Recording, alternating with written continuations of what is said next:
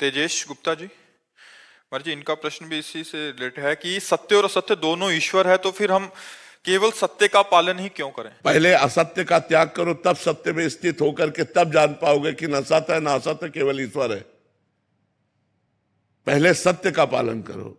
ब्रह्म सत्यम जगन मिथ्या, पहले जगत को मिथ्या मानो। सूत्र है, अन्वय और व्यतिरेक दो पद्धतियां हैं। सवाल हल करना है तो पद्धति से यह सवाल हल होगा। जो गणित का सूत्र है उसी से तो हल होगा।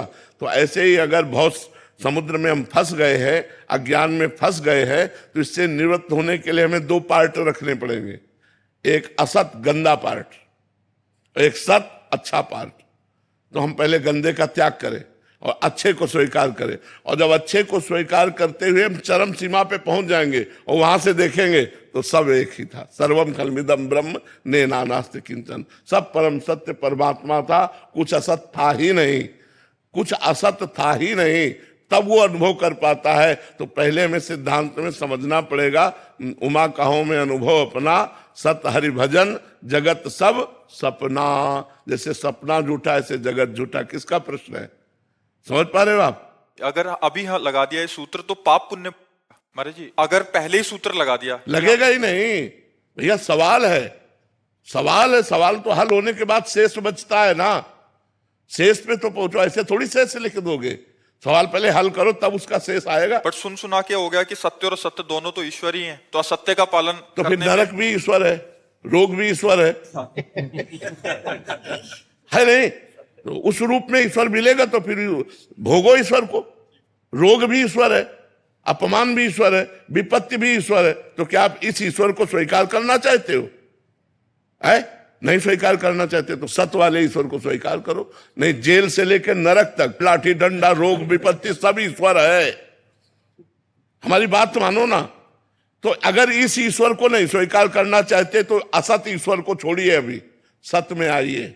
और सत्य से जब वहां पहुंच जाओगे, जब तुम अपने स्वरूप को जान जाओगे, तो असत क्रियाएं होंगी ही नहीं, असत की सत्ता ही नहीं है। ना सतो विद्यते भावो, ना भाव विद्यते सत्ता। सत्य का कभी अभाव नहीं, असत है ही नहीं। जैसे हमने दूर पड़ा रस्सी देखा, अब हमें भ्रम हो गया सर्प है, अब हमें कौन बचावे?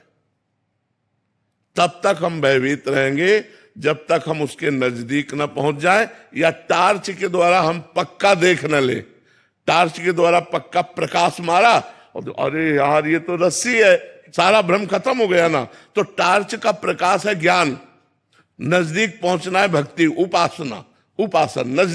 नजदीक पहुंचे तो देखा अरे यार रस्सी है, पूरा भय खत्म हो गया। डरते डरते गए, पर जब नजदीक देखा तो सारा डर खत्म हो गया, क्योंकि वो सांप नहीं था, वो रस्सी ही थी।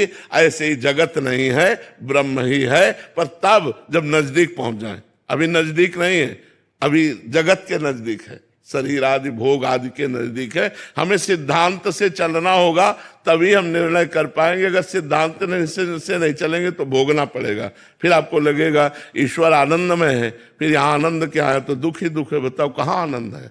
तो ये दुख में संसार का त्याग करके जब हम परमात्मा का अनन्य भाव से वर्ण करते हैं, स्मरण करते हैं, तब ये जगत भी भगवत स्वरूप ही है, ऐसा अनुभव आने लगता है।